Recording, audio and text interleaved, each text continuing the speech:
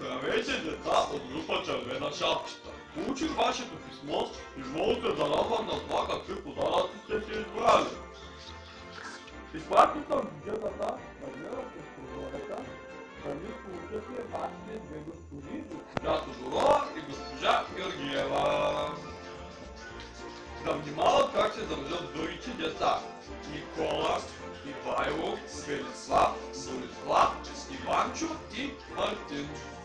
Мартина да заспива по-бързо, когато си легне, а Калина да бъде малко по-спокойна.